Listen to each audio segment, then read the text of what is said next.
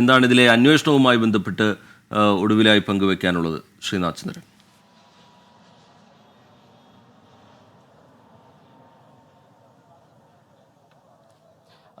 റിജിത്ത്, ഇപ്പോഴുള്ള ഒരു സാഹചര്യത്തിൽ എന്താണ് അപകടത്തിൻ്റെ യഥാർത്ഥ കാരണം എന്നതിനെക്കുറിച്ച് ഔദ്യോഗികമായ ഒരു സ്ഥിരീകരണമോ ഒന്നും തന്നെയില്ല. അത് തെളിയിക്കണമെങ്കിൽ ശാസ്ത്രീയമായ പരിശോധന അന്വേഷണം നടത്തണം. അതിൽ ഏറ്റവും നിർണായകമായത് സൂചിപ്പിച്ചതുപോലെ ബ്ലാക്ക് ബോക്സ് തന്നെയാണ്. അവസാന നിമിഷം നടന്ന കാര്യങ്ങൾ എന്ത് എന്ന ചോദ്യങ്ങൾക്ക് ബ്ലാക്ക് ബോക്സ് ആണ് ഉത്തരം നൽകാൻ വേണ്ടി പോകുന്നത്. ഒടുവിൽ ക്യാപ്റ്റന്മാർ സംസാരിച്ച കാര്യങ്ങൾ എന്ത്, അവിടെ നടന്ന കമ്മ്യൂണിക്കേഷൻ വിവരങ്ങൾ, ഒപ്പം തന്നെ വിമാനത്തിൻ്റെ സ്ഥിതി ആ സമയത്ത് എന്തായിരുന്നു, എന്തെങ്കിലും ടെക്നിക്കൽ ഫെയിലിയർ ഏതെങ്കിലും തരത്തിൽ ഉണ്ടായിട്ടുണ്ടോ എന്നതടക്കമുള്ള വിവരങ്ങളൊക്കെ ഈ ബ്ലാക്ക് ബോക്സിൽ നിന്നാണ് ലഭിക്കുക. അത് ഏതായാലും ഒരു വിശദമായ പരിശോധന ആ കാര്യത്തിൽ നടത്തും. ബ്ലാക്ക് ബോക്സിൽ നിന്നുള്ള വിവരങ്ങൾ വളരെ വേഗത്തിൽ തന്നെ പുറത്തു വരും എന്നതാണ് നമ്മൾ പ്രതീക്ഷിക്കുന്നതും. അതിൽ നിന്ന് പല ചോദ്യങ്ങൾക്കും ഉത്തരം കിട്ടും. ഈ ഒരു ബോയിങ്ങിൻ്റെ ഡ്രീം ലൈനർ, ഈ 787 എന്ന ഈ ഒരു വിമാനം, അത് 2009 ബോയിങ് പുറത്തിറക്കുന്നത്. അതിനുശേഷം 20 വർഷമോ 30 വർഷമോ ഒക്കെ പരമാവധി കാലാവധി പറയുന്നതാണ്. എയർ ഇന്ത്യക്ക് ഈ വിമാനം കിട്ടിയിട്ടും 11 വർഷം ആകുന്നതേ ഉള്ളൂ. അതുകൊണ്ട് ഒരുപാട് പഴക്കം ചെന്ന വിമാനമല്ല. 2009 ഈ വിമാന സീരീസ് പുറത്തിറക്കിയതിന് ശേഷം ഏതെങ്കിലും ഒരു മേജർ അപകടം ഉണ്ടായിട്ടുമില്ല. ഈ 737 ബോയിങ് മാക്സ് ആണ് ഈ തരത്തിൽ അപകടങ്ങൾ സമീപകാലത്ത് ഉണ്ടായിട്ടുള്ള ബോയിങ്ങിൻ്റെ ഒരു വിമാനം. കഴിഞ്ഞ ദിവസം അപകടമുണ്ടായ ഈ ഒരു വിമാനത്തിന് അങ്ങനെ ഒരു ട്രാക്ക് റെക്കോർഡ് ഇല്ല. മാത്രമല്ല, എയർ ഇന്ത്യയുടെ കൈവശമുള്ള ഈ വിമാനത്തിന് അധികം കാലപ്പഴക്കമില്ല. ക്യാപ്റ്റന്മാരുടെ പരിചയ സമ്പത്ത് അത് കുറവുണ്ടായിരുന്നോ എന്ന ചോദ്യത്തിനും അങ്ങനെ ഒരു സാധ്യത കൂടിയില്ല. 8000 മണിക്കൂറിലധികം പറന്ന് പരിചയമുള്ള ക്യാപ്റ്റനായിരുന്നു ഈ വിമാനത്തിൽ ഉണ്ടായിരുന്നതും.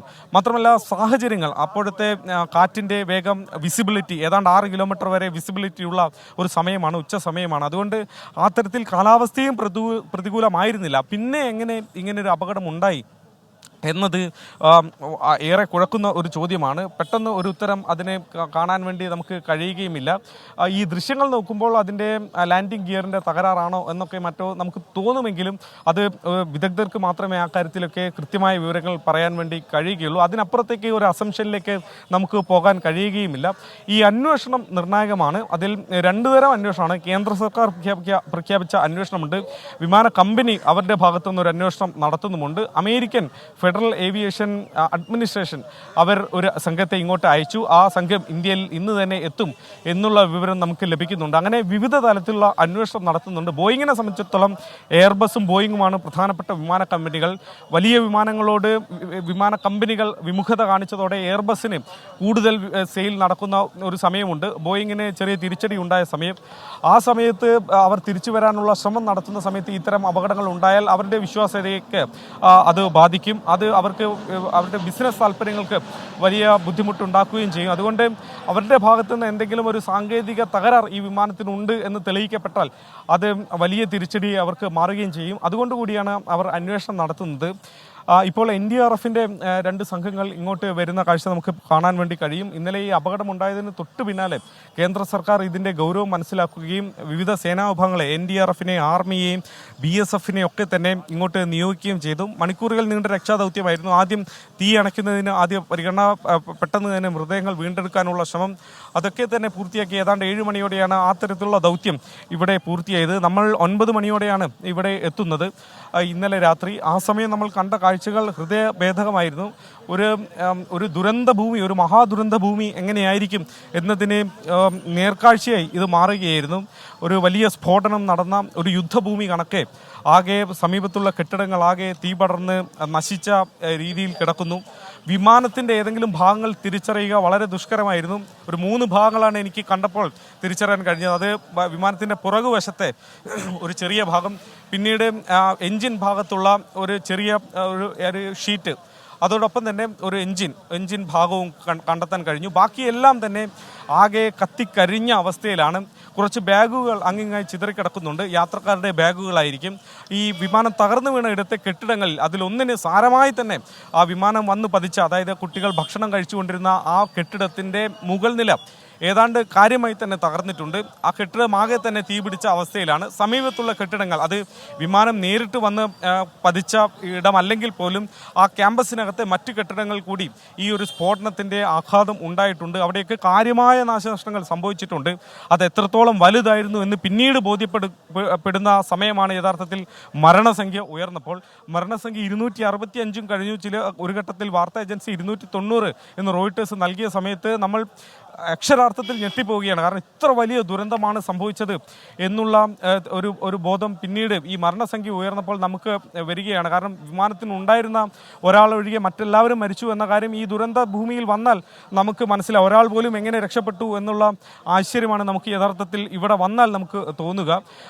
പിന്നീട് ഇവിടെ ഉണ്ടായിരുന്ന ഈ വിമാനം വന്ന് പതിച്ച ഇടത്തെ ആളുകൾക്ക് കൂടി കാര്യമായ ആളപായം ഉണ്ടായി എന്നുള്ള വിവരം പുറത്തേക്ക് വരുമ്പോൾ ആ ദുരന്തത്തിൻ്റെ വ്യാപ്തി ഓരോ മണിക്കൂർ കഴിയുമ്പോഴും വർദ്ധിച്ച് വരികയായിരുന്നു. 96 വിമാനങ്ങൾ കൂട്ടിയിടിച്ചുണ്ടായ അപകടത്തിൽ 350-ലേറെ പേർ മരിച്ചതിന് ശേഷം പിന്നീട് നമ്മുടെ രാജ്യം സാക്ഷ്യം വഹിക്കുന്ന ഏറ്റവും വലിയ ഒരു ദുരന്തമായി നമ്മുടെ അഹമ്മദാബാദിലെ ഈ ദുരന്തം മാറുകയാണ്. ഒരു മഹാദുരന്തമായി മാറുകയാണ്. അതൊരു പക്ഷേ ഇന്ത്യയുടെ ഒരു ആഭ്യന്തര ദുരന്തം എന്നുള്ള രീതിയിലല്ല ലോകം കാണുന്നത്, അന്താരാഷ്ട്ര ദുരന്തമായി തന്നെയാണ് കാണുന്നത്. അതുകൊണ്ടാണ് ഇത്ര വലിയ വിമാന അപകടങ്ങൾ നടക്കുന്ന സമയത്ത് ലോകരാജ്യങ്ങളുടെ ഭാഗത്തു നിന്നും നമ്മൾ പ്രതീക്ഷിക്കുന്ന പ്രതികരണം ആ ഘട്ടത്തിൽ നമ്മൾ കണ്ടതും അമേരിക്ക അടക്കം അന്വേഷണ സംഘത്തെ അയക്കുന്ന സാഹചര്യം ഉണ്ടായതും അമേരിക്കൻ പ്രസിഡന്റ് ഡൊണാൾഡ് ട്രംപ് ഇന്ത്യക്ക് സാധ്യമായ എല്ലാ സഹായവും ചെയ്യാം എന്ന് പ്രഖ്യാപിക്കുകയും ചെയ്തു. ബ്രിട്ടീഷ് പ്രധാനമന്ത്രി അദ്ദേഹത്തിൻ്റെ നടുക്കം രേഖപ്പെടുത്തി.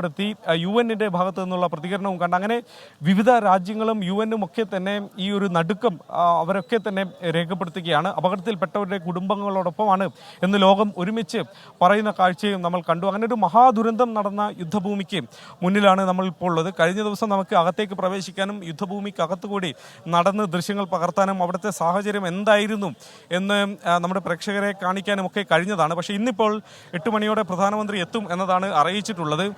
അതുകൊണ്ട് ആ തരത്തിലുള്ള സജ്ജീകരണങ്ങൾ, പ്രത്യേക സുരക്ഷ ഈ മേഖലയിലുണ്ട്. ഇന്നലെ വിമാനം സഞ്ചരിച്ച വഴി ഏതാണ്ട് ഇപ്പോൾ വിമാനം കടന്നുപോയതാണ്. ആ വശത്ത് നിന്ന് വിമാനത്താവളം ആ വശത്താണ്, അതായത് ഈ കെട്ടിടങ്ങളുടെ കോംപ്ലക്സിന് പുറകിലാണ് വിമാനത്താവളം. അത് കഴിഞ്ഞ് ചെറിയൊരു ഗ്രൗണ്ട് ഉണ്ട്, അവിടെ കുതിര സവാരിയും മറ്റും നടത്തുന്നതാണ് എന്നതാണ് നാട്ടുകാർ നമ്മളോട് പറഞ്ഞത്. അത് കഴിഞ്ഞാണ് ഈ ഹോസ്റ്റൽ കെട്ടിടമൊക്കെ ഉള്ളത്. അവിടേക്കാണ് ഈ വിമാനം പറന്നു വരുന്നത്. ഏതാനും മിനിറ്റ്, 2 മിനിറ്റിൽ താഴെ സമയം മാത്രമേ എടുത്തുള്ളൂ എന്നതാണ് നമ്മൾ മനസ്സിലാക്കുന്നത്. പെട്ടെന്ന് തന്നെ ഉയർന്നു പൊങ്ങി. ഏറ്റവും പ്രധാനപ്പെട്ടത് ആ വിമാന ദുരന്തത്തിൽ ആകെ അവശേഷിക്കുന്ന ഒരേ ഒരു വ്യക്തിയാണ്. അദ്ദേഹത്തിന്റെ പേര് രമേശ് വിശ്വാസ് എന്നാണ്. അദ്ദേഹം എമർജൻസി എക്സിറ്റ് തുറന്ന് അതിൽ നിന്ന് എടുത്തു ചാടുകയായിരുന്നു എന്നാണ് പറഞ്ഞതായിട്ട് അറിയാൻ സാധിക്കുന്നത്. അദ്ദേഹത്തിന്റെ ആരോഗ്യനില നിലവിൽ എങ്ങനെയാണ്? ഒരുപക്ഷെ ഈ വിമാന അപകടത്തെക്കുറിച്ച് ഏറ്റവും വ്യക്തമായി പറയാൻ സാധിക്കുക അദ്ദേഹത്തിന് തന്നെ ആയിരിക്കുമല്ലോ.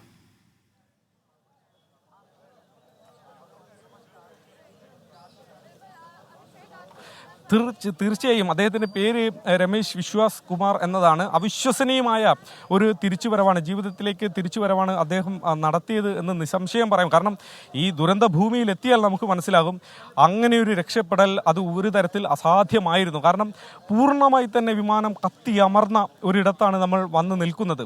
അവിടെ നിന്ന് ഈ വിമാനത്തിനകത്തുണ്ടായിരുന്ന ഒരാൾക്ക് ഈ വിധം രക്ഷപ്പെടാൻ കഴിഞ്ഞെങ്കിൽ അതിനെ അവിശ്വസനീയം എന്നല്ലാതെ നമുക്ക് പറയാൻ വേണ്ടി കഴിയില്ല. എമർജൻസി എക്സിറ്റ് വഴി അദ്ദേഹം പുറത്തേക്ക് ചാടി എന്നതാണ് അദ്ദേഹം പറയുന്നത്. അദ്ദേഹത്തിൻ്റെ സഹോദരനും ഉണ്ടായിരുന്നു എന്ന് പറയുന്നു.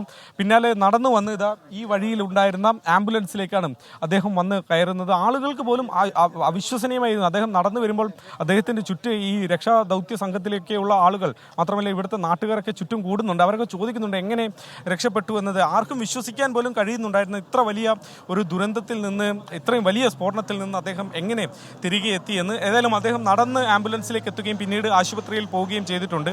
ചെറിയ പൊള്ളലും മറ്റുമാണ് അദ്ദേഹത്തിൻ്റെ ശരീരത്തിൽ നമുക്ക് കാണാൻ വേണ്ടി ആ സമയത്ത് കഴിഞ്ഞത്. അതുകൊണ്ട് ഗുരുതരാവസ്ഥയിലല്ല അദ്ദേഹം എന്നുള്ള വിവരം തന്നെയാണ്. അദ്ദേഹം സാധാരണ ജീവിതത്തിലേക്ക് വളരെ വേഗത്തിൽ മടങ്ങി എത്തുകയും ചെയ്യും. പക്ഷേ ഈ ആഘാതം, ഈ അപകടം, ഈ ദുരന്തം അദ്ദേഹത്തിൻ്റെ മനസ്സിലുണ്ടാക്കിയ വേദന, മുറിവ്, അത് ഉണങ്ങാൻ എത്ര കാലം ഇനിയും എടുക്കും എന്ന കാര്യം നമുക്ക് അറിയില്ല. കാരണം അത്ര വലിയൊരു ദുരന്ത മുഖത്ത് നിന്നാണ് അവിശ്വസനീയമാം വിധം അദ്ദേഹം ഈ രമേശ് വിശ്വാസ് കുമാർ എന്ന ഈ മനുഷ്യൻ തിരികെ ജീവിതത്തിലേക്ക് മടങ്ങിയെത്തിയത്. നമ്മൾ ഇവിടെ നടക്കുന്ന സമയത്ത് ഇന്നലെ ഈ ദുരന്ത ഭൂമിയിലൂടെ നടക്കുമ്പോൾ അങ്ങിങ്ങായി പല രേഖകളും ഒക്കെ തന്നെ കാണാൻ കഴിയുന്നുണ്ടായിരുന്നു.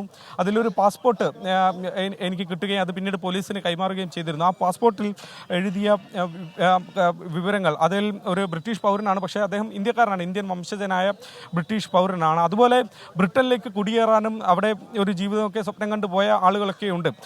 ഒരു ഡോക്ടർ കുടുംബത്തിൻ്റെ ഒരു വാർത്ത ഇന്നലെ കണ്ടപ്പോഴാണ് അവരുടെ ചിത്രങ്ങൾ വിമാനത്തിനകത്ത് നിന്ന് കുടുംബസമേതം പകർത്തിയ ദൃശ്യങ്ങൾ.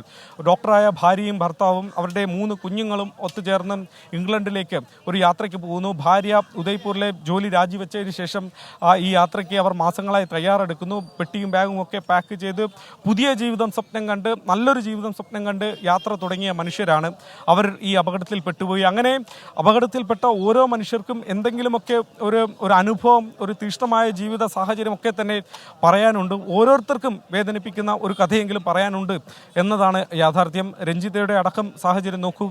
ഗൃഹപ്രവേശം അടക്കമുള്ള കാര്യങ്ങളിലേക്ക് നല്ല ഭാവി സ്വപ്നം കണ്ടാണ് അവർ മുന്നോട്ട് നീങ്ങിയത്. മെച്ചപ്പെട്ട ജീവിത സാഹചര്യത്തിന് വേണ്ടിയാണ് വിദേശത്ത് ജോലിക്ക് പോകുന്നത്. തിരികെ ഇന്ത്യയിലേക്ക് വന്നതുപോലും ഈ ലീവ് എക്സ്റ്റെൻഡ് ചെയ്യുന്നതുമായി ബന്ധപ്പെട്ട്, കേരളത്തിലെ ജോലി എക്സ്റ്റെൻഡ് ചെയ്യുന്നതുമായി ബന്ധപ്പെട്ട ചില കാര്യങ്ങൾക്കാണ് എന്നതാണ് ഇന്നലെ പ്രതികരണങ്ങളിൽ ഞാൻ കണ്ടത്. പിന്നീട് അവർ നെടുമ്പാശ്ശേരിയിൽ നിന്ന് അഹമ്മദാബാദിലേക്ക് വരുന്നു. ഇവിടെ നിന്നായിരുന്നു ഇംഗ്ലണ്ടിലേക്കുള്ള, ലണ്ടനിലേക്കുള്ള ഫ്ലൈറ്റ്. ആ യാത്രയാണ് തിരിച്ചു വരുമെന്ന് പറഞ്ഞ് വീട്ടിൽ നിന്ന് മടങ്ങിപ്പോയ രഞ്ജിതയെ പോലെയുള്ള മനുഷ്യർ തിരികെ എത്താതെ ജീവനറ്റ് അവരുടെ ശരീരങ്ങൾ മാത്രം തിരികെ എത്തുമ്പോൾ അത് അത്രയും വീടുകളിൽ ഇത്രയും പേർ തീർച്ചയായിട്ടും ശ്രീനാഥ്, ഒരുപാട് സ്വപ്നങ്ങൾ കയ്യിൽ പിടിച്ച് യാത്ര ചെയ്തവരാണെന്നുള്ള കാര്യത്തിൽ യാതൊരു സംശയവുമില്ല. പ്രത്യേകിച്ച് ലണ്ടനിലേക്കുള്ള യാത്ര തുടങ്ങുന്നതിന് മുൻപ് തന്നെ ആ വിമാനം തകർന്നു വീഴുന്ന സങ്കടകരമായ ദൃശ്യങ്ങൾ ഉൾപ്പെടെ നമുക്ക് ലഭ്യമാവുകയും ചെയ്തു.